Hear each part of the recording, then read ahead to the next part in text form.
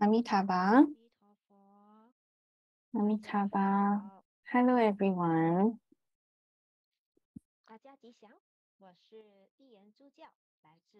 The MC for today is GA Lian.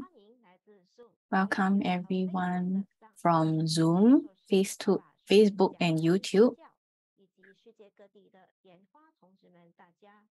All Master Senior Reverends, DIDs, and fellow disciples.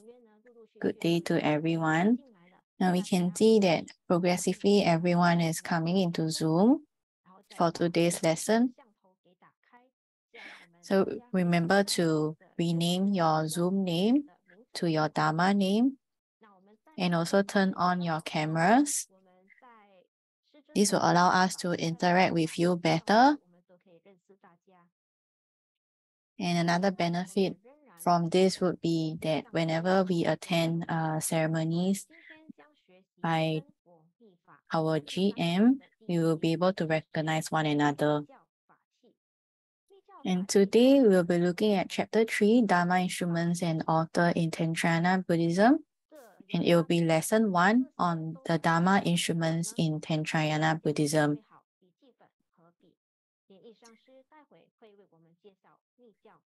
Master Lian will be looking and talking about the different Dharma instruments.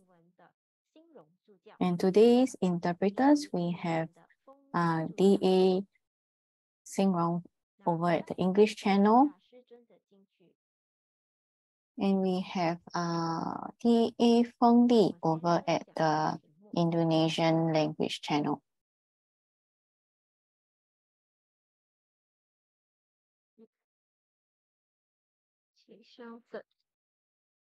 大家有看到图片吗？请问？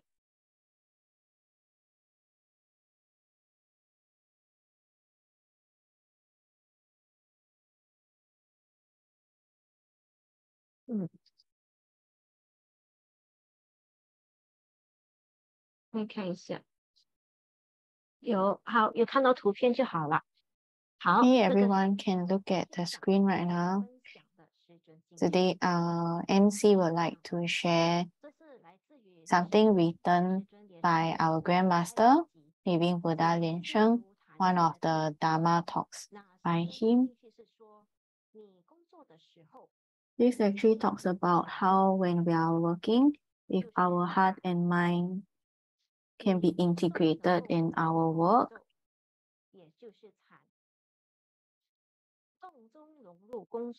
and in the whole in the process of that, you are actually integrated within the universe.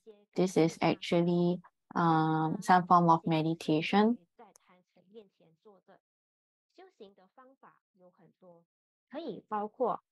So even when you are moving, any form of movement, you can also integrate it within your work, and this is also some form of this is also a form of meditation.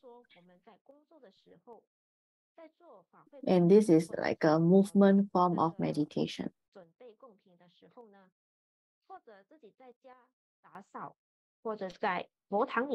So when we go through our daily life,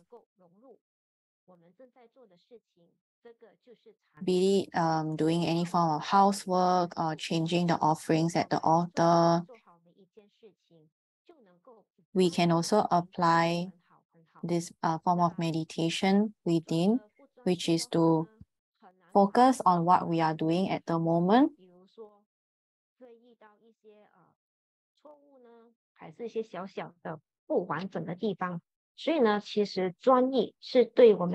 So keen focus is very helpful in our cultivation.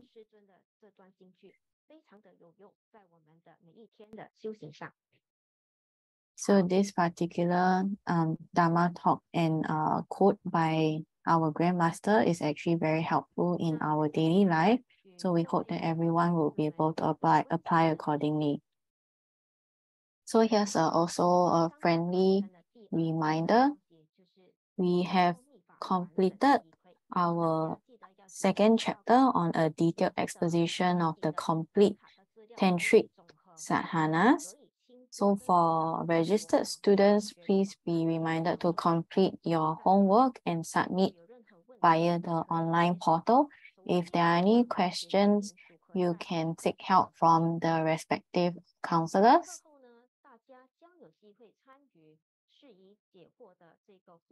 And at the end of today's lesson, similar to previous weeks, you can raise any queries or doubts. You can either unmute yourself or you can actually pen down your questions using the chat box itself.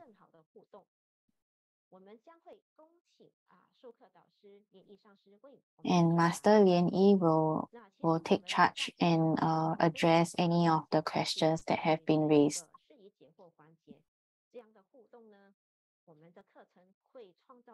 And we encourage everyone to take part in the Q&A segment because it will actually foster a better learning environment for everyone. And now let's take a look at those who are online right now. We have DA Qiu Yun. We have DA Sing Rong over at the English channel as the interpreter.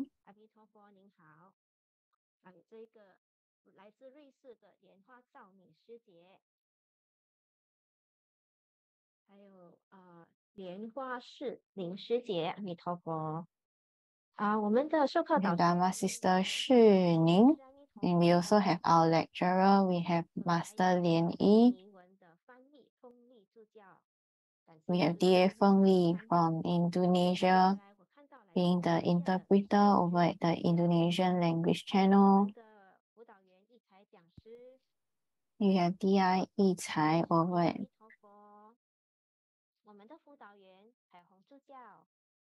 we have another counselor. We have DA Cai Hong. We have DIC Mei here. We have DI Guo Hui.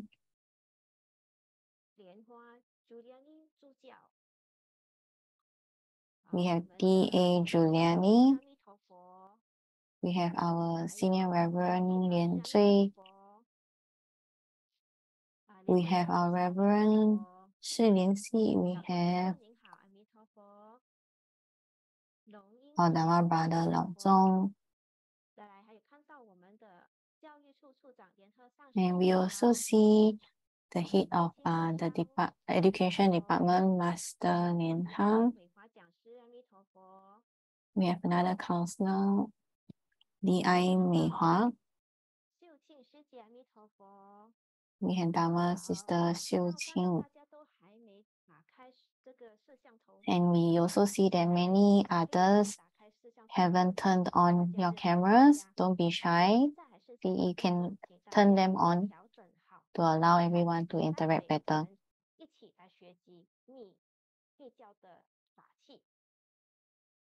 So now let's get ready and be prepared for today's lesson on Dharma instruments in Tantrayana Buddhism.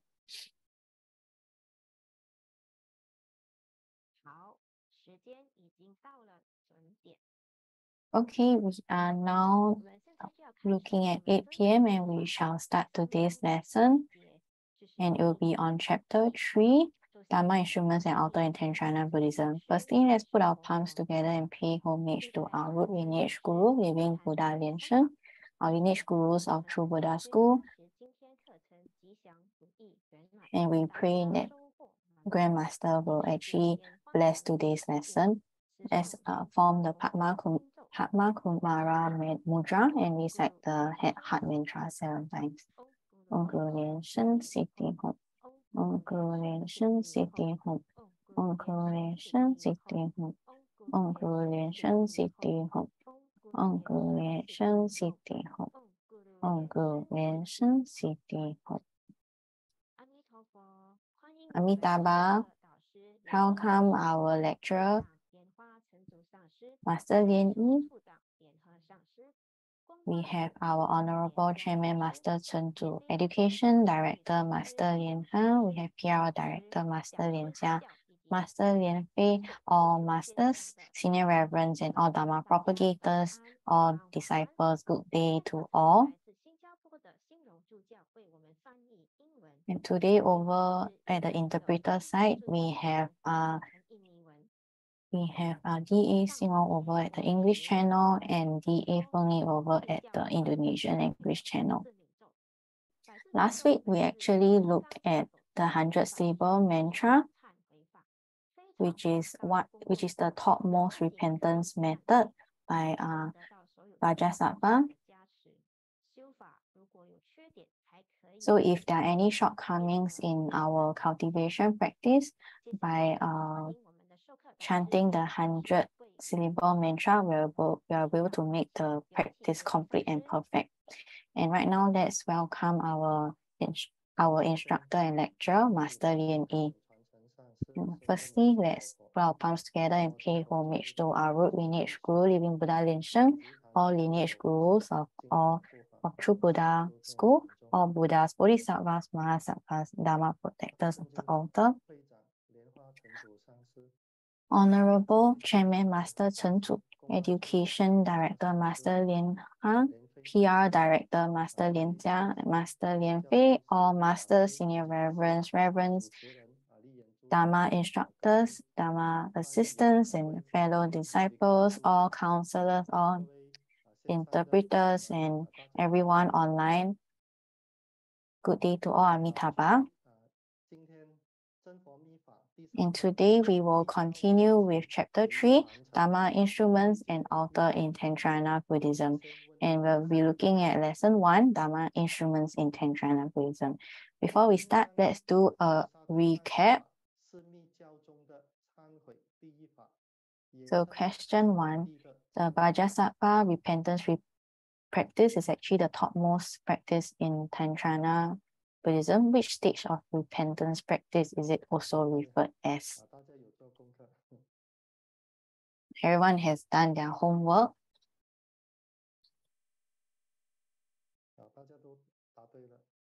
Everyone got it correct, which is the fruition stage, the repentance practice in the fruition stage.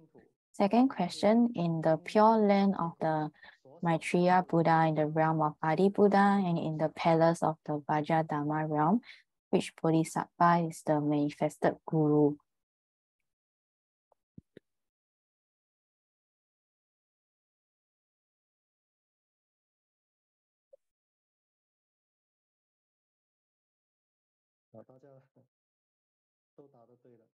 And everyone got it correct, which is Vajrasattva.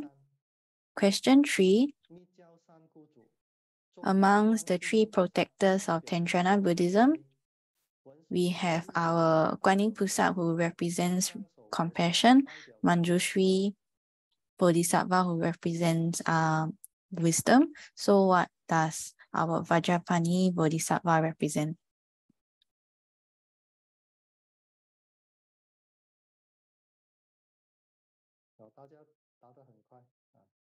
And everyone actually responded really quickly, which is spiritual power. And now we'll move on to the preface for today's lesson. So there are various types of Dharma instruments in Tantrayana Buddhism. Different Dharma instruments are used for different Dharma practices cultivated. But for basic foundational cultivation practice in TBS, the Dharma instruments used are basically based on Vajra bell, the Vajra doje, and chanting beads. So these 3 are very fundamental and basic for practitioners of TBS. In the Vajra doje, it symbolizes strength, compassion, non-foul, non-chaotic, and non-moving.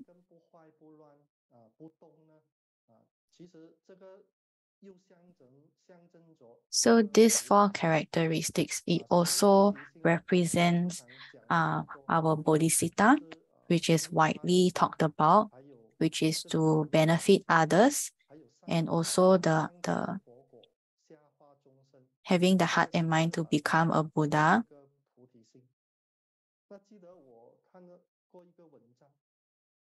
So Master Lian Yi actually came across an essay, which is how to evaluate one's value. So there was a magazine that conducted a survey. They interviewed people from different social backgrounds. And the final result was that the value of one's life is not determined by how much wealth or social status that person actually possesses, but by what they have actually contributed to society, such as how many people he or she has actually helped.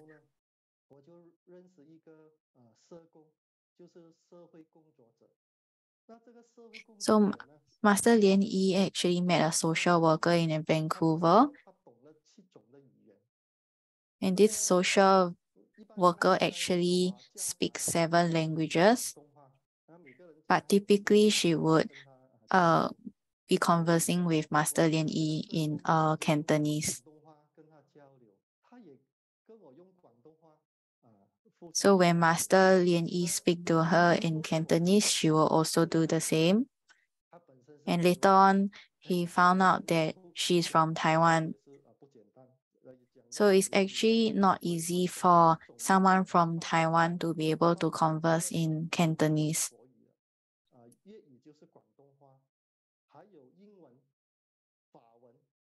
So she actually can speak Mandarin, Cantonese, English, French, Vietnamese, Hakka, and Minnan.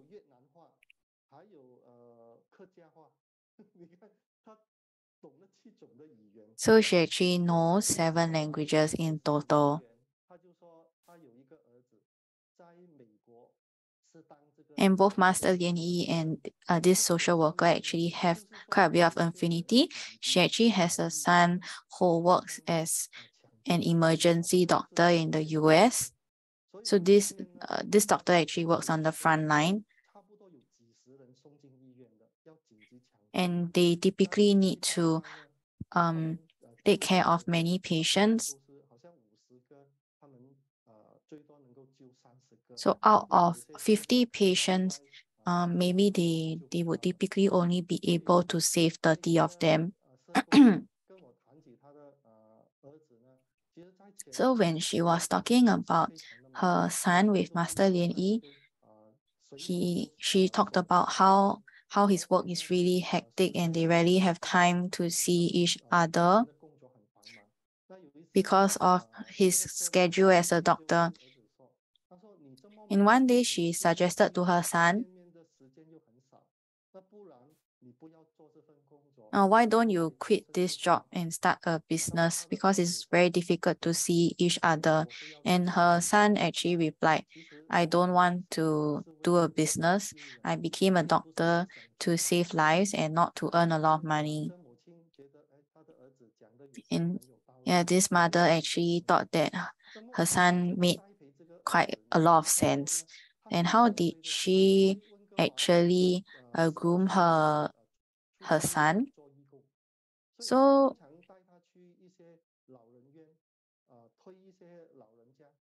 back when her son was younger, she often took him to volunteer, be it helping elderly in wheelchairs at nursing homes or visiting orphans. And he told his mother that I want to become a doctor in the future to help the sick. And in the end, he really became a doctor. And in the end, this social worker said a rather profound statement, which is that actions speak louder than words.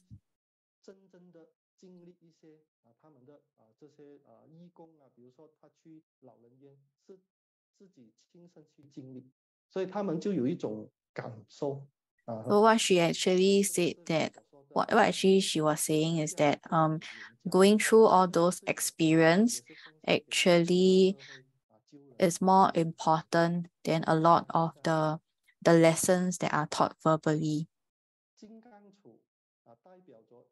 The Vajra bell actually symbolizes wisdom, joy, laughter, and also propagation. So the Vajra bell itself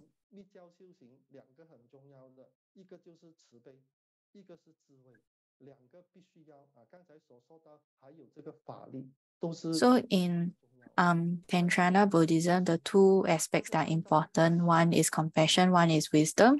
So the Vajra bell symbolizes wisdom. So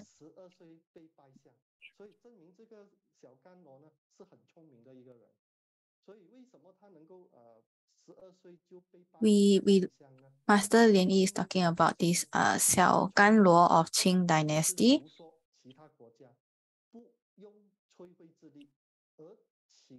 So at the age of 12, Ganluo actually achieved an astonishing feat by effortlessly helping the state of Qin to acquire 16 cities. So because of his significant achievement, he was appointed as the prime minister by the emperor, which back then was Qin Shi Huang. And another incident involving him occurred when the Qin king had a dream about sun falling, mountains collapsing, the sea drying up, and all the flowers withering. So when we listen to this dream, we all know that it is not a very good omen. And none of the officials back then could explain the meaning of the dream. And at the young age of just 12,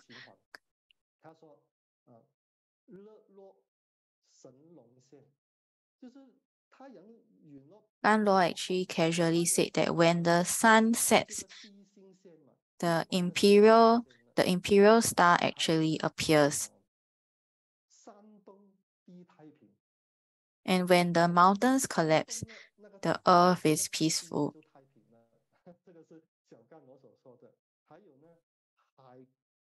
And when the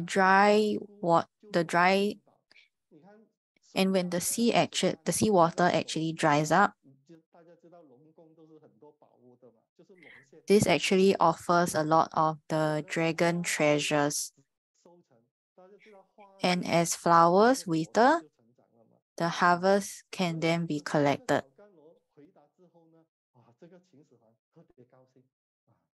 So when Ganluo actually explained about the dream, or more like casually talked about it, his ability to eloquently express himself and give appropriate answers actually impressed the king of Qin greatly.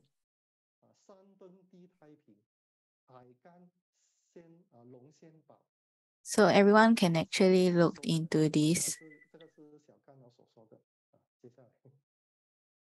Moving on.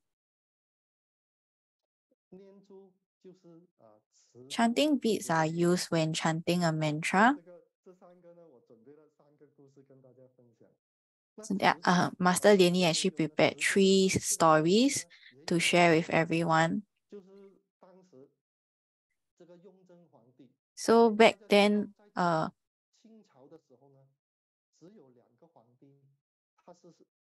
in the Qing dynasty, we have the two emperors that actually cultivated the Tantrayana Buddhism. One is Yongzheng, one is Qianlong. So in this story, before Prince Yongzheng ascended the throne, he invited a high monk to inquire about Buddhism. And back then, Yongzheng actually asked, recently, whenever I close my eyes, I see a countless number of mountains and rushing rivers.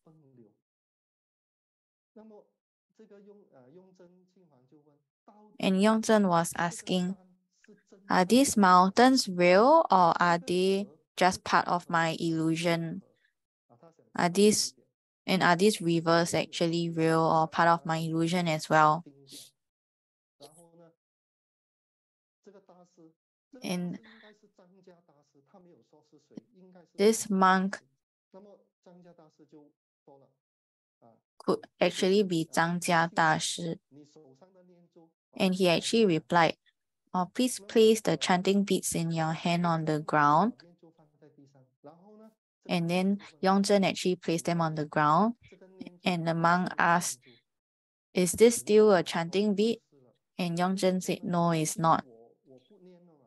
And he asked why. Then Yongzheng actually explained that, oh, because I'm no longer using it as a chanting bead, so it naturally ceases to be one. And the monk actually said that he is rather enlightened and said that if there's no ambition in the heart, Even thousands of mountains and rivers are mere illusions. But if your heart actually holds some form of aspiration, even a speck of dust can become a real mountain, and a drop of water can even become a river. So when everyone listens to this, I think you can understand what is the logic behind this. Then Yongzhen actually asked, then why after seeing all these countless mountains and rivers, why does my heart still feel burdened with infinite worries and sorrows? Then the monk replied that when one possesses a kingdom, it is difficult to have a sense of self. When one has a country, it's difficult to have a family. So the monk was actually using the chanting beats to explain the logic of letting go.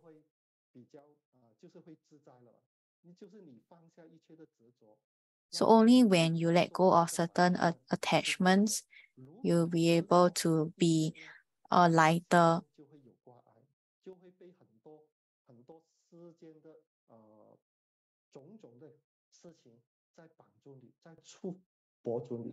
So the main point about this story is to let go of all forms of attachments.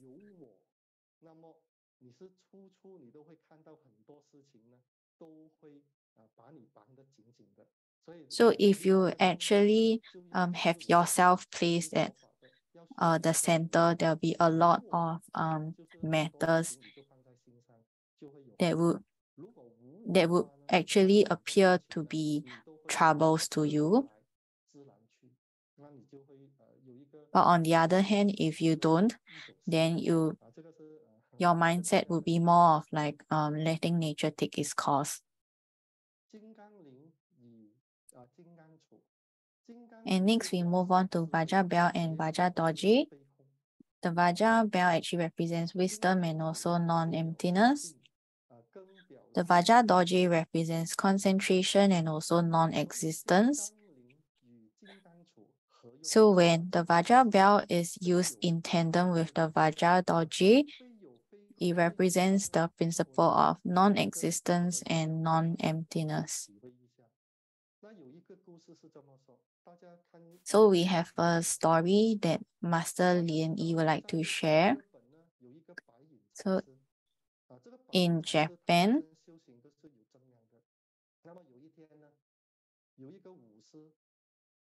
we have a Zen master.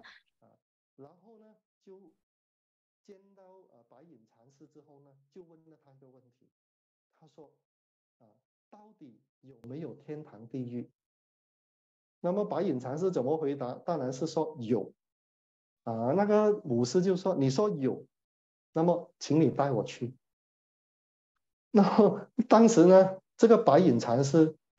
one day a samurai actually came to the temple and then find him and asked, does heaven and hell really exist?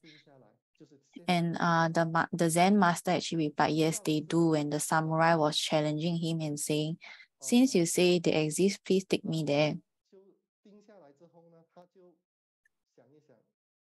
So he knows that the samurai was trying to challenge him. So the master closed his eyes and tried to meditate. Then he suddenly opened his eyes and started to curse and shout at the samurai. So feeling rather enraged, the samurai actually drew his sword and chased after the Zen master. And this master actually quickly hid behind the pillar and said, so in the moment just now you were already in hell.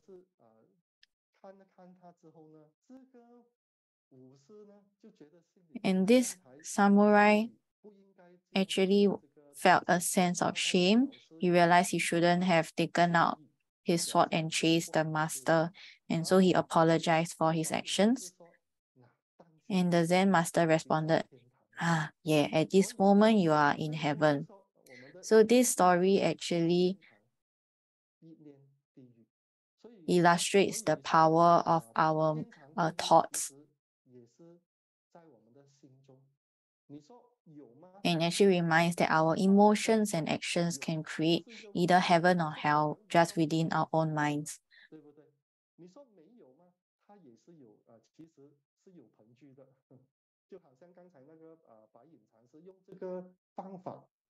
So this master actually used this method to illustrate whether there's a heaven or hell.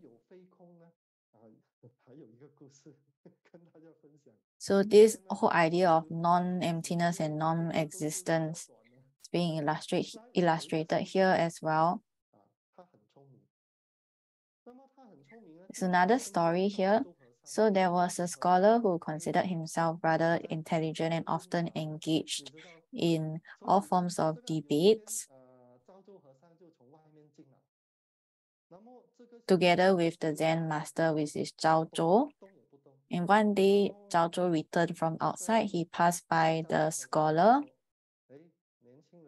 without any acknowledgement. And Zhao Zhou said to him, "Young man, when you see an elderly returning, you actually should stand up and bow." And this scholar actually replied that sitting is equivalent to standing and bowing to you. And upon hearing this, Zhao Zhou actually walked up to him and slapped him really hard. And so the scholar was very enraged and he demanded, why do you hit me? And calmly, Zhao Zhou actually replied, I hit you, but I didn't hit you. So can everyone interpret the meaning behind this?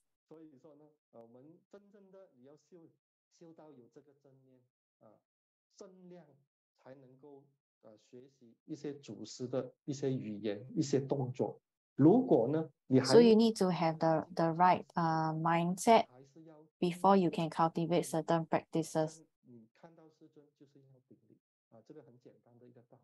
So our basic etiquette should continue. Like when we see Grandmaster, we should actually pay our respects to him. So during cultivation practice, after the chanting of a mantra, one can lift the Vajra bell and shake it. And this shaking is the magnetization and focusing of the mind. And besides that, one's right hand can also hold onto a hand drum in replacement of the Vajra Dorje. So we can see that a Grandmaster has actually been practicing this as well. And during cultivation practice, at the point of completing the mantra, hold the Vajra bell on your left hand and the hand drum on your right hand. You can raise both hands up. So on one hand is a ding ding ding, and the other hand will be a tong tong tong. So when the Vajra bell and the hand drum are shaken together, this is the meaning of unity of the mind as well as blessing. So the function of the Vajra Dorje is to perform Dharma ritual and radiate light.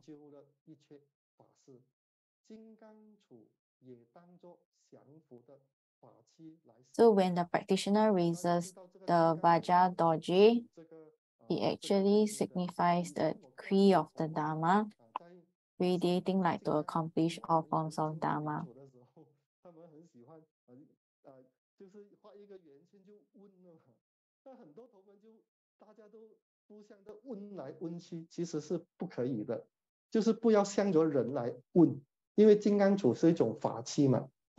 So actually the Dorje is one form of Dharma instrument. It shouldn't be actually pointed to people,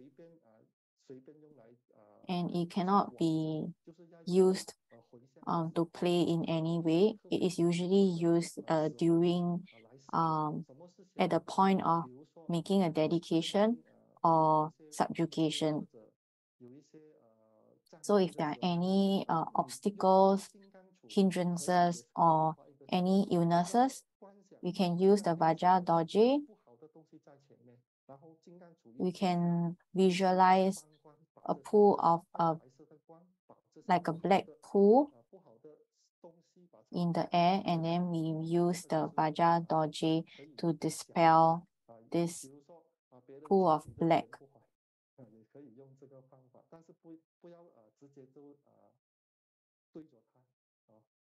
So it shouldn't be pointed directly at people. So when we make a dedication at the concluding practice of our cultivation, as part of the true Buddha Tantric Dharma, we raise the Vajra Doji and we draw a circle in the air and visualize the circle being surrounded by red flame. And this symbolizes the fulfillment of wishes. As a disciple of TBS, the most basic Dharma instruments for a general practitioner are Vajra bell, Vajra Doji, and chanting beads. So these three are the most important.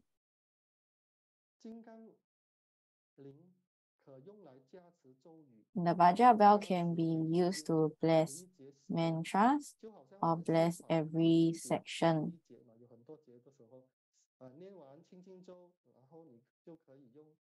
So at the end of every section, we can actually shake the Vajra bell. So this is a form of blessing. The Vajra Doji is used to perform Dharma ritual and radiate light.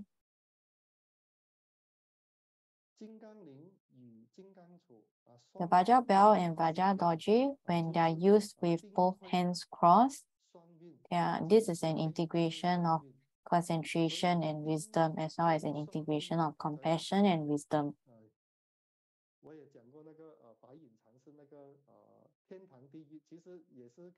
So I talked about the story about the famous Zen master, Master Hakuyu.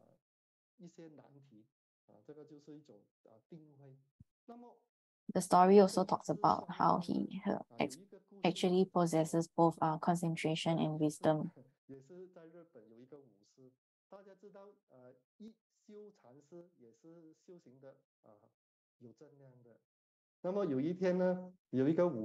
So one who actually cultivates Zen,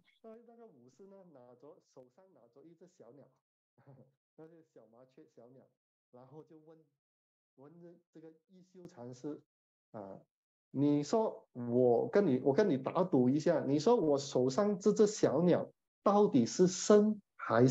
was actually making a bet. He was actually holding a small bird. Do you think this bird is alive or is dead?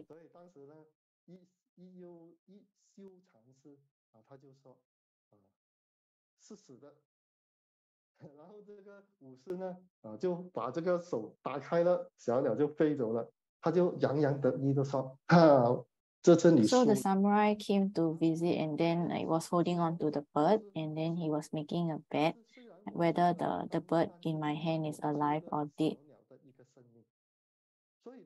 And Iku actually understood that, so the Zen master actually understood that if he said that the fish is dead, the samurai would simply release it.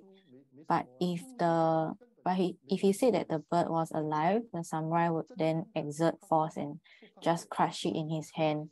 So he replied that it is dead.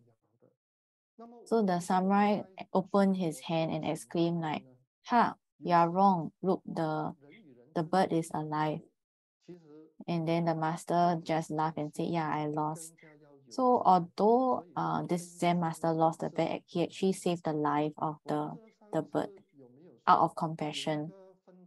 So he actually demonstrated his genuine concern for the well-being of all sentient beings.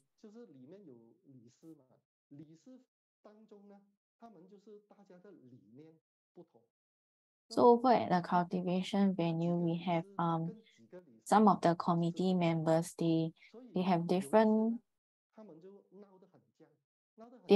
principles, and one day they were arguing.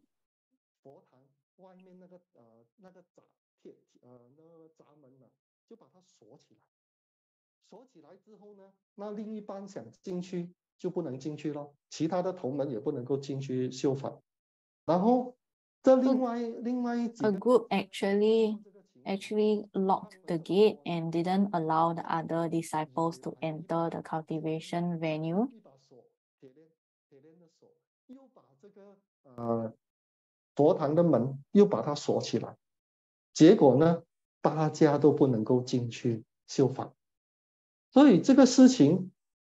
on the other hand, they also bought their own lock and didn't allow other disciples to enter the cultivation venue.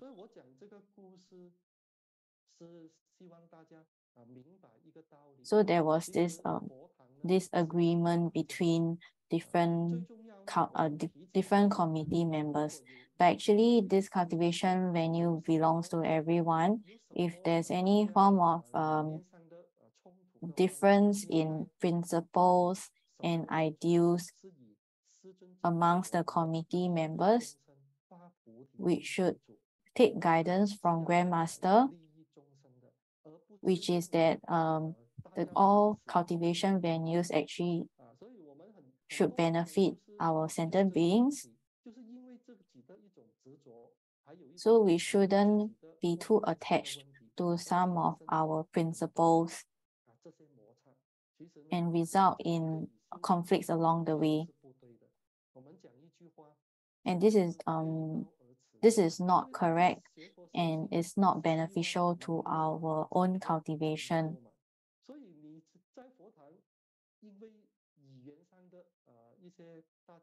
So in the cultivation venue,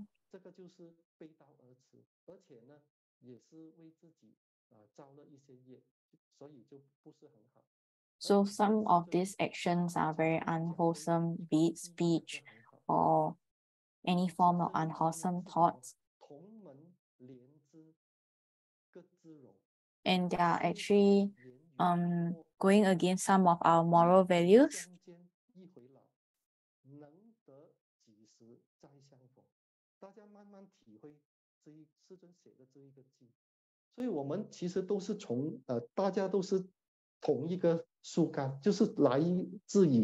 So we all actually come from the same origin. And it is a certain form of affinity that allow everyone to meet. It is something that doesn't come by easily. So we should treasure this affinity and this opportunity for us to meet.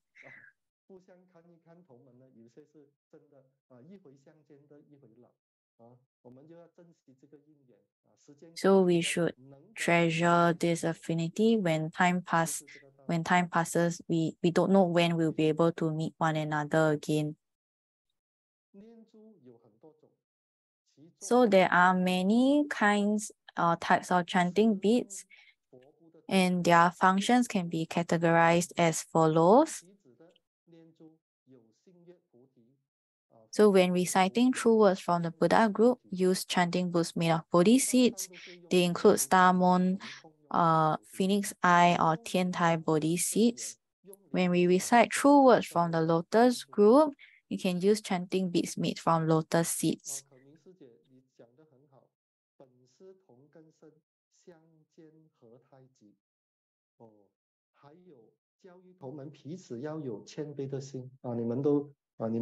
Some of our Dharma sisters have also shared some of their thoughts regarding the previous segment on how everyone comes from the same origin. We are brothers and sisters, and we're all from the same roots. So moving on, when we recite true words from the Vajra group, we should use chanting beads made from the human bone and the Rudraksha. And when we recite true words from the treasure group, we use chanting beads made from amber or agate. And when we recite true words from the common group, we use chanting beads made from iron.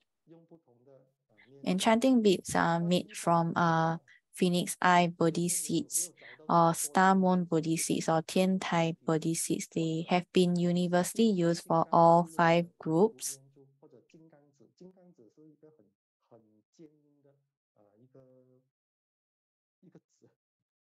So Rudraksha is actually a very rough form of seed.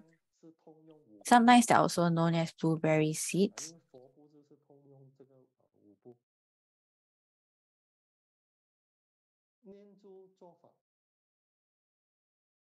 Moving on to performing Dharma practice using chanting beads. When we cultivate the pacification practice, we should use chanting beads of white crystal and jade. When we cultivate the enrichment practice, use chanting beads of red and yellow amber and agate. To cultivate the invocation practice and magnetization practice, we use chanting beads of red coral. And to cultivate the subjugation practice, we use chanting beads of skull. So these 4 practices, we use a color to represent them, to represent the different Dharma practice. So pacification is white color. We have enrichment looking at red.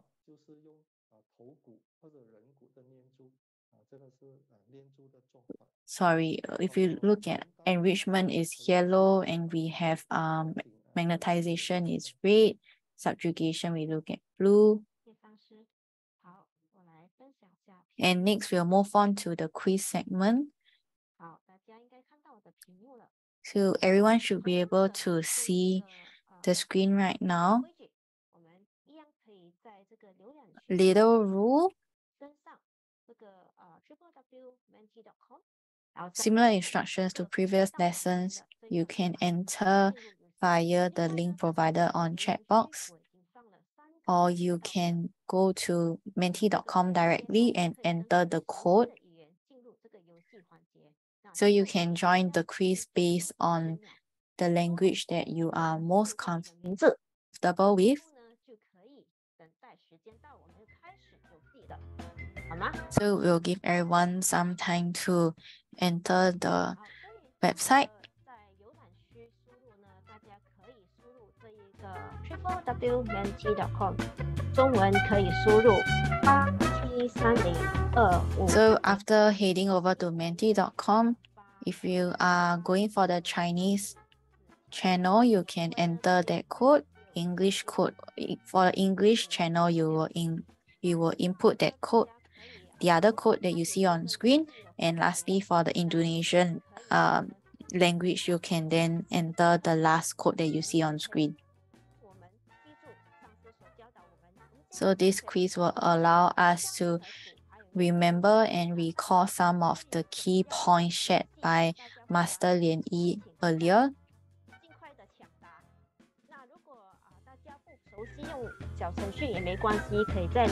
So if you are not very familiar with the interface of the menti.com, you can still take part by entering your answer using the chat box. So let's make use of the time to quickly join the online portal for the quiz segment. So there are two segments to this quiz. So at the end of this first segment, please remember not to close the window, because there'll be a second one at the later part of today's lesson.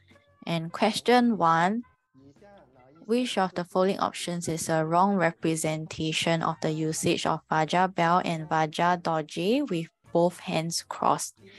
A, we have integration of concentration and wisdom. B, integration of precept and concentration. C, integration of compassion and wisdom.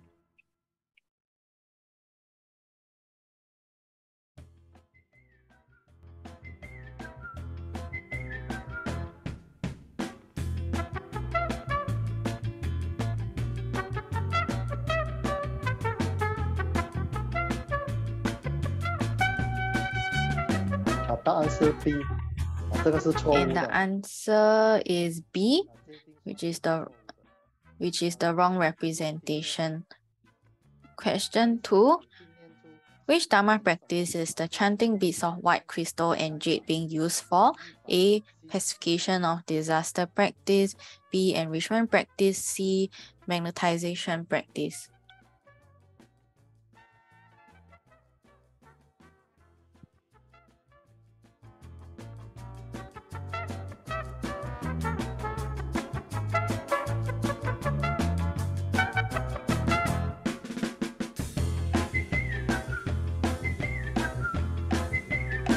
啊，答案是 A， 习斋 And 法。 the answer is A.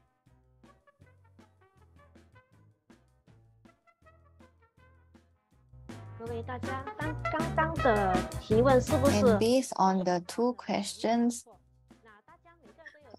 was it very tricky? Were the questions very tricky? So for the next segment, do pay attention to the questions being posed. And over at the Chinese channel, we have Dharma brother Lao Zong coming in first.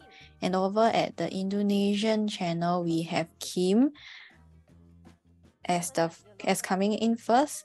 And over at the English channel, we have Lotus coming in first.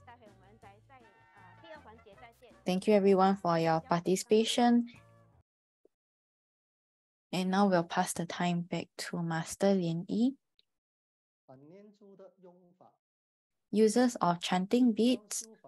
Cultivation practices in Tantrayana Buddhism are compatible and spiritually connected to sadhanas. And there are many different types of chanting beads which coordinate with many types of cultivation practices. And chanting beads are used to chant mantras, and the color and material of the beads are used to match the sadhanas. So earlier we mentioned that based on the type of Dharma practice, we actually use different kind of chanting beads, and we also match the color as well. So when we need to recite the mantras from the Buddha group, Bodhi seeds are mostly used because using these is more compatible and integrated, which means that it is easier to achieve spiritual connection. So in the past, lotus seeds were used for the Bodhisattva group, which is to use the core of the lotuses to make the chanting beads. And in Tibet, chanting beads made from human bones are used for the Vaja group. All types of bones belong to the Vajas. For example, we have chanting beads made from ivory or sharks or animal bones or human bones. They all belong to the Vajas. And the Bodhi seeds can be used for all 5 groups or all common practices. It is a chanting bead that transcends all. And Bodhi seeds can be used to cultivate any Dharma practice where spiritual connection can be attained. Hence, Bodhi seeds are the most widely used. And with Buddhas governing all, chanting beads used for the Buddha group can naturally be applied to any practice.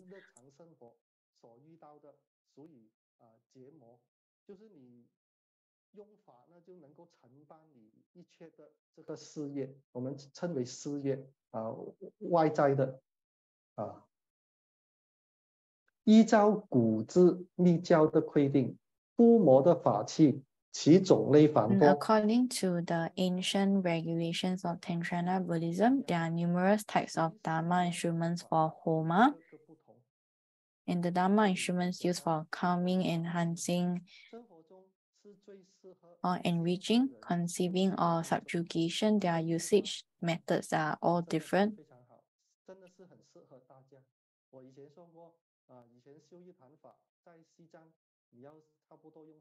In the true Buddha school is a Tantric sect most suitable for modern people to practice.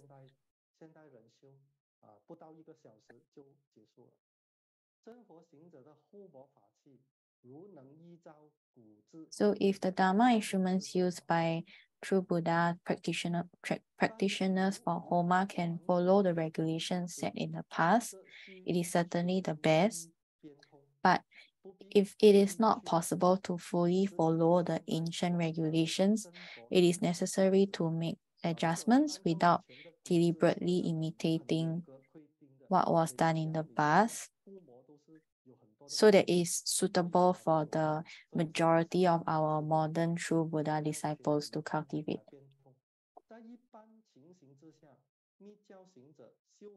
So generally, the basic Dharma instruments used by Tantric practitioners cultivating the Homa are the Homa table, used to set up the Homa altar or shrine. So it's best to use fire-resistant materials. Next, we have the Homa furnace, used to burn the Homa offerings, made of copper or iron.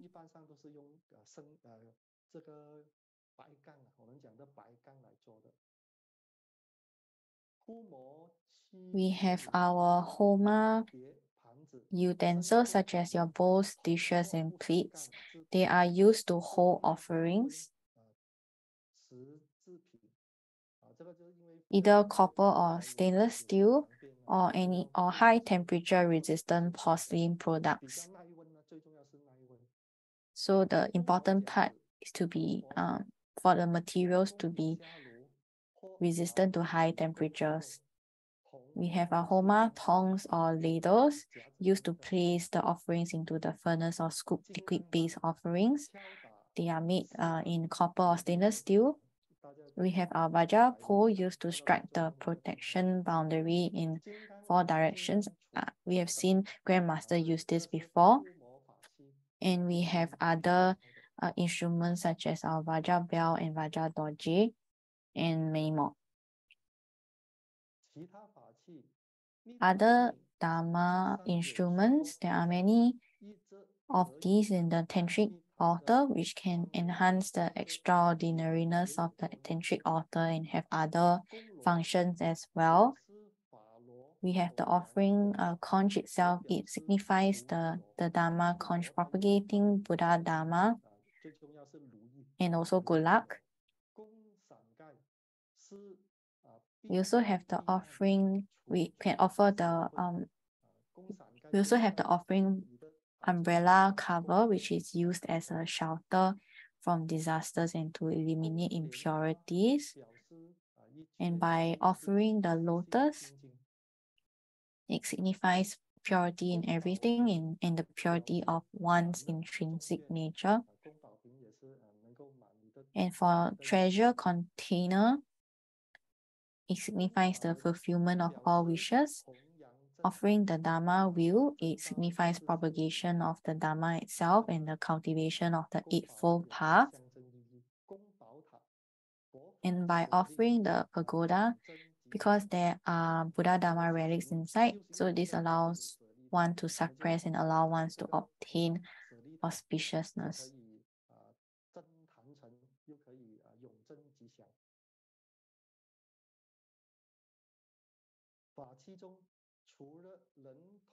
So as part of the Dharma instruments, apart from chanting beads made of human skulls, there are also skull artifacts, which are Dharma instruments made from human skulls.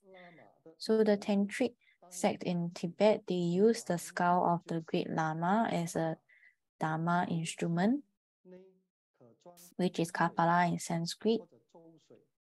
So this skull artifact can hold purified water, which is mantra water, which can be offered to practitioners to consume.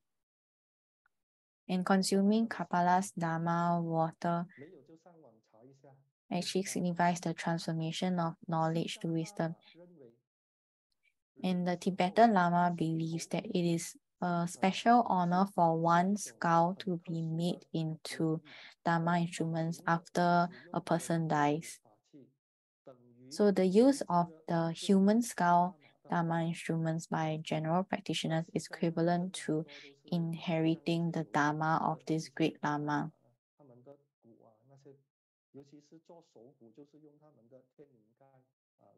So like the hand drum, they also make use of this kind of materials so that there's some form of power within. And now is back to DA Lian to conduct the second segment of the quiz. Is everyone ready? And now let's share the screen.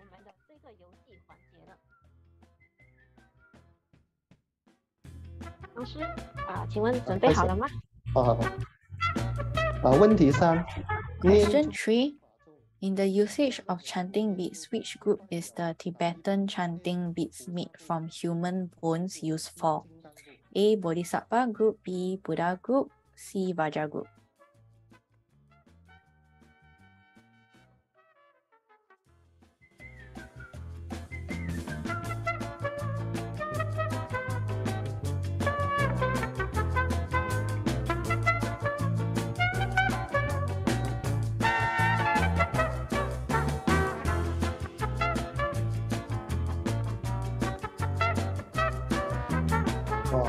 And we have the answer. Everyone answered correctly. Is C. Vajra group. Well, question 4. Please select the meaning behind the Vajra pole, one of the Dharma instruments for Homa, striking 4 directions. A. Subjugation, B. Protection, C. Invocation.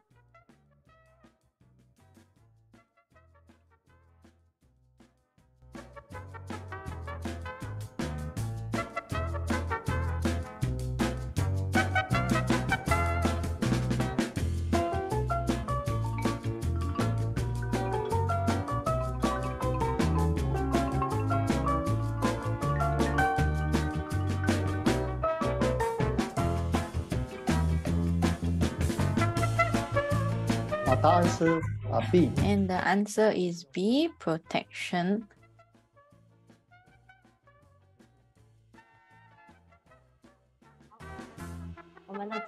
And now let's look at the ranking board. Who actually came in first for the Chinese language? We have a Senior Reverend Lian Zui. And we have our Indonesian language channel. We have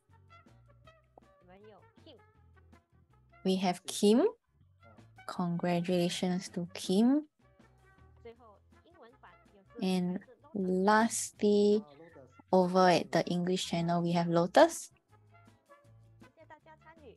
Thank you everyone for your participation. And we appreciate everyone's enthusiasm. And now let's pass the time back to Master Lian Yi. And yeah, we are now at the summary. I'm sure everyone is happy whenever we have reached this segment.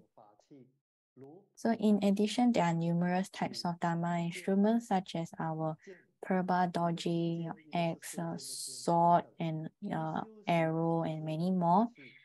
But to cultivate using these Dharma instruments, one must be guided by a true guru.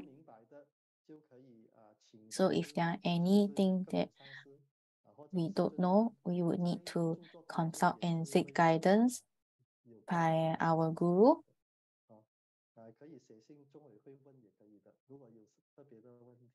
especially our lineage guru.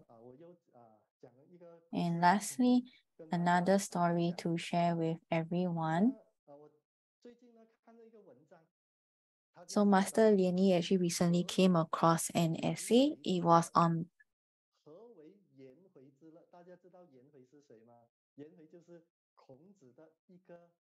which is titled The Joy of Yan Hui, who is actually Confucius' favorite disciple. So Yan Hui is very poor.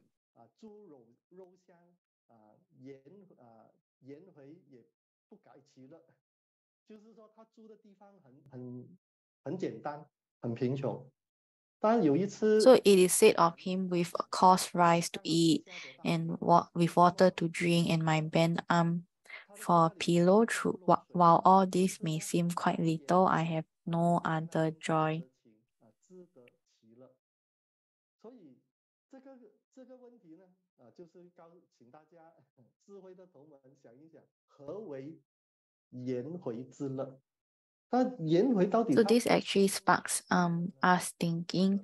如果稍微想一想，大家都知道嘛，他是那种快乐呢，并不是 Why is it where is the joy of Yan Hui, and why he actually feels this joy? 孔子的智慧，所以呢，他真正 So Yan Hui actually inherited some of the wisdom by 精神上的快乐 Confucius himself. 的快乐不同。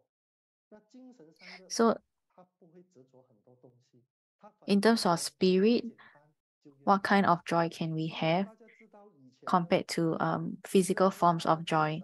德兰修女，她曾经访问 So Mother Teresa, 她去到美 there 国 was 这个地 once 方的时候呢，她 she 发现 visited 有 America. 记者特别访问她， So there was 请 there 问 was a 这个 journalist that 美 came 国 to 当 interview 时 her, 你觉得美国 and 对 she 这个 asked 西 Mother 方 Teresa, like 你 upon reaching 你有什么 America, 感受你有什么 what 体 kind 会 of 呢？ feeling 那么 Mother Teresa 她也说到很好，她说美国 what kind of feeling does she have upon reaching America? And Mother Teresa actually responded that 所以呢 while technology is rather advanced in the US, 科技嘛，科技现在是非常的发达， there's some form of emptiness.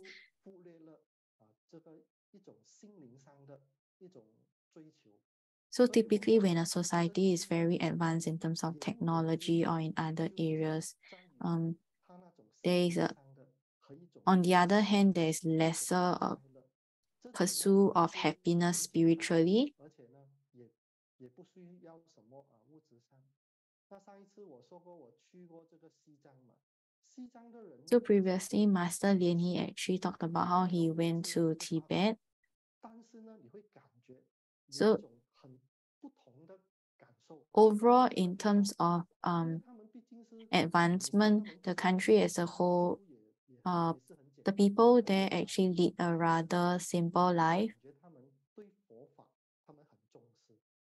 But the people 然后 there, 除了 they 是 play a lot of 很多 emphasis 尤 on 其是那些年轻 Buddha 你 Dharma. 会每天都看到他们拿着一个转经轮就在那个寺庙那边一直在绕这个寺庙或者绕这个佛塔一直在 And we have the people 这个佛塔 there 你会 actually 感受到一种不同的感觉，你会觉得他一直在那个是追求一种精神上的一种生活。还有你先 they 那 actually 老菩萨，你看在 go around the Dharma or the 一直 Sutra 出 wheel, 家人一直大礼拜，其实这是一种呢 or they actually go about 他们不一样的。所以师尊说有佛法就不是普通的人这个是我们应该要体会。所以我们得到这个佛法呢，一定要很珍惜这个佛法来 so 帮 they actually treasure Buddha Dharma a lot and undergo a lot of 那 the 有一个艺 practices. 人呢，他是香港的艺人，那么这个香港艺人 And there's another story about this Hong Kong artist. 你知道他喜欢穿名牌，喜欢吃好的住也是住好的。那么有一次呢 So this artist actually has a passion for luxury brands, and he indulged always in this whole lavish lifestyle. So during a break in filming, 但是台湾是有的，有一些显教的寺庙是给一些he got invited to participate in a short-term monastic retreat around 7 days in Taiwan to experience the life of a monk. 拍戏有这个空档，你要不要跟我去去享受一下短期出家的感觉？ Yep, so his friend actually invited him to go through this experience. 去台湾参加7天的短期 And so he went for it. 生活呢7天其实跟出家人是完全一样的， So during this period of 7 days, it is essentially going through what monks go through.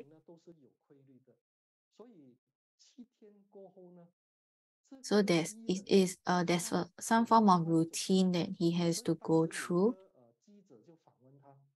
So one of the reporters actually interviewed him about his experience,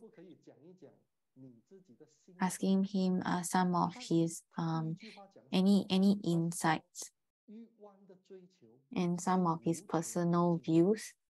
And he actually said that the pursuit of desires is actually endless. And he doesn't want to pursue a lot of these external materials anymore.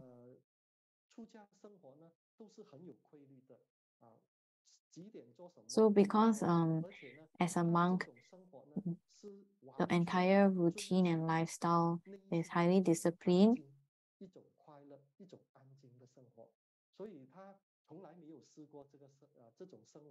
And this artist has never experienced such a lifestyle before, where it's very quiet, it's very routine.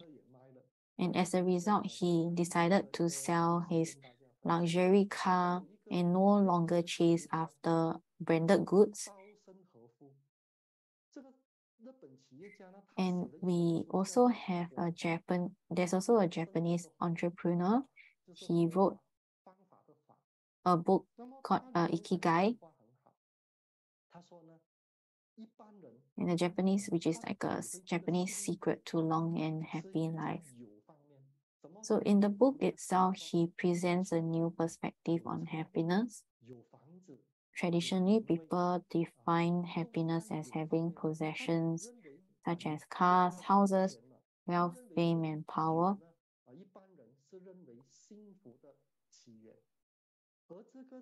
So typically people define happiness as having such possessions as the origin and motivation to one's happiness. But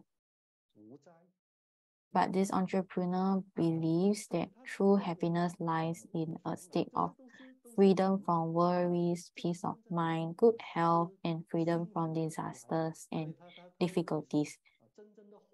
This is then the origin of one's happiness.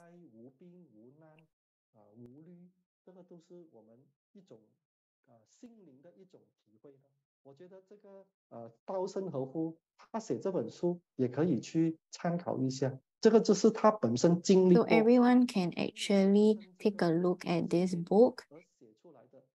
He actually wrote this book after going through all forms of experiences, both highs and lows in his life.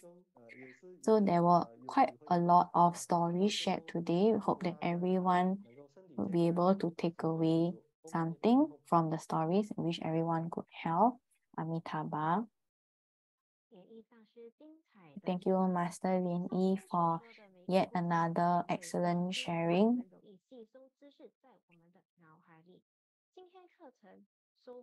And today's lesson, I'm sure everyone had a lot of key takeaways. We talked about the different Dharma instruments in Tantrayana Buddhism, such as our doji or Vajra bell, Vajra doji, chanting beads and the uses of them, and also our Dharma instruments used during Homa. So depending on the materials that are being used, they are used for different functions. Yeah, so this is for the chanting beads. So we give our great appreciation to Master Lian Yi for delivering today's class. And right now we will move on to the Q&A segment. If you have any queries, please feel free to type in the chat, or you can even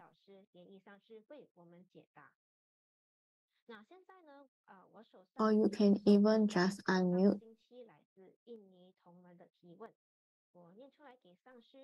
So from last week, we had a few questions gathered. So if your thoughts are not focused, even if you diligently recite the 100-syllable mantra, are we able to achieve a spiritual connection? So actually, when we recite the mantra or we cultivate, the most basic prerequisite is to actually focus our mind. So if you don't do that, it is very difficult to achieve that level of spiritual connection. So you can actually focus your mind on either the mantra itself or on Vajrasattva. So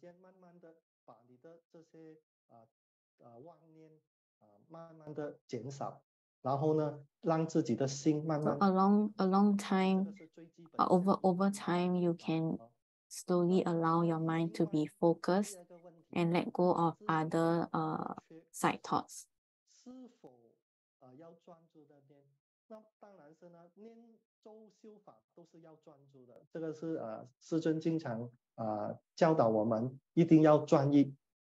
So by reciting the 100-syllable mantra, it be able to make up for our shortcomings. So do we need to focus on the recitation itself?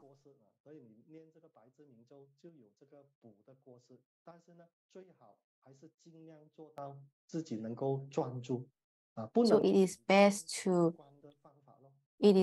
to focus our mind in the recitation in order for us to make up for the shortcomings. So when we recite any form of a mantra, we need to keep our focus our mind. We will then be able to concentrate better. And let's look at the next question. Can we invite Master Lian to demonstrate how to use the Vajra bell and Vajra doji to actually do the protection boundary and to purify the offerings?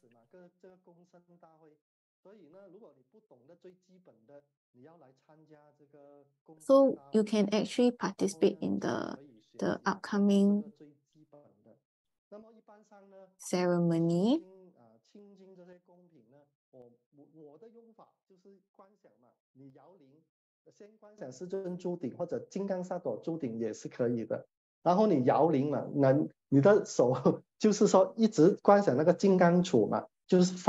Or if you are looking at performing a simple procedure, you can actually shake the Vajra bell, and then you visualize a white light actually being radiated out and actually blessing the. So you visualize the Vajra doji actually radiating white light onto the offerings and actually purifying them. Another method is to use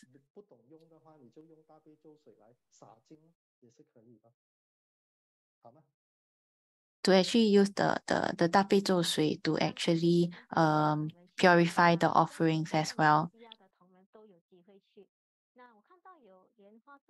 If not, you can actually register and take part in the Gongsen Fahui, which is actually an upcoming event in Malaysia.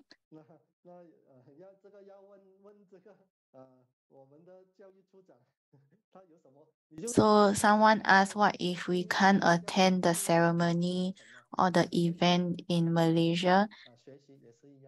Also, if you're unable to attend, you can look at other lessons that are being conducted.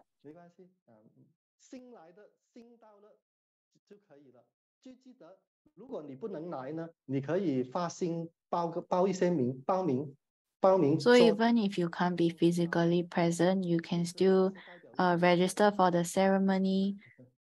So at least spiritually you're there in spirit. and you're giving your support for the event.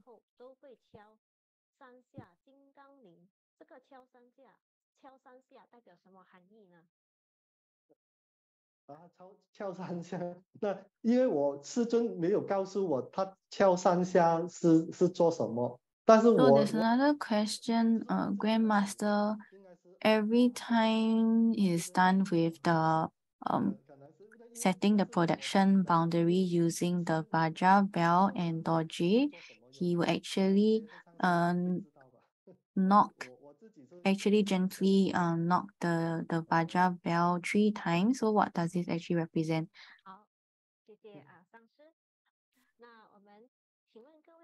But actually, it is not made known to Master Lian Yi why Grandmaster actually performed this.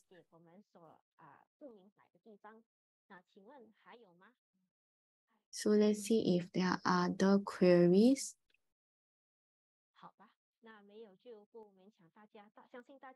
So if there are no other questions, we can.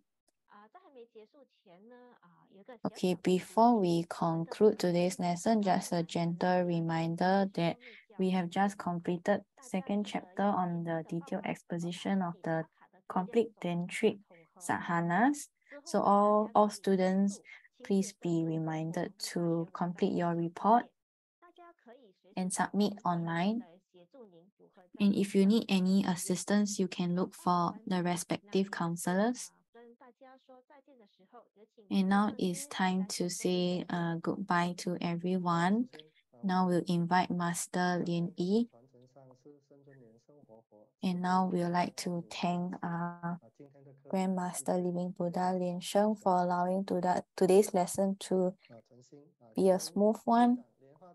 And we also thank our Honorable Chairman Master Cheng Zhu, our Education Director Master Lian Ha, PR Director Master Lian Jia, Master Lian Fei, all Masters, Senior Reverends, Dharma Instructors, Dharma Assistants, our MC, DA Lian, our interpreters, counselors, and all our disciples online today.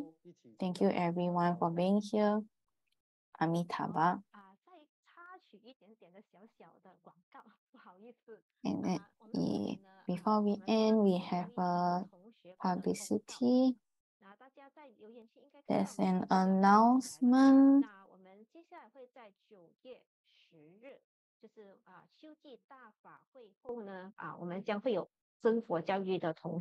So after the Homa Dharma ceremony in September, there is a gathering for the True Buddha education group of students.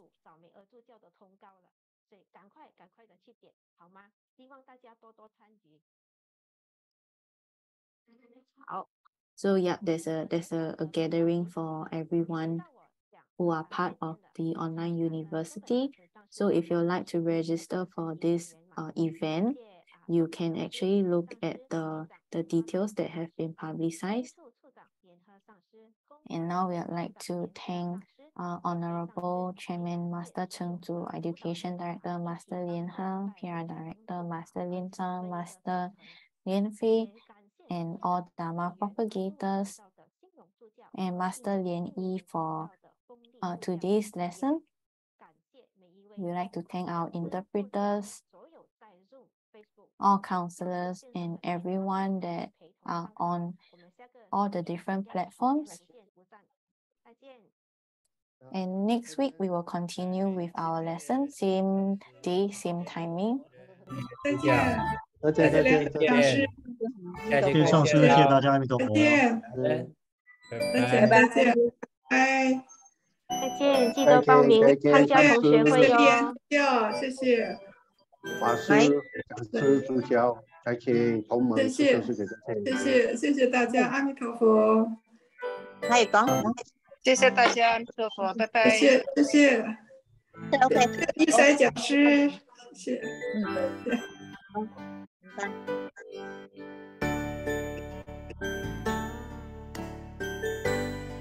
大家，谢谢阿弥陀佛，下周见。下个星期见，不见不散。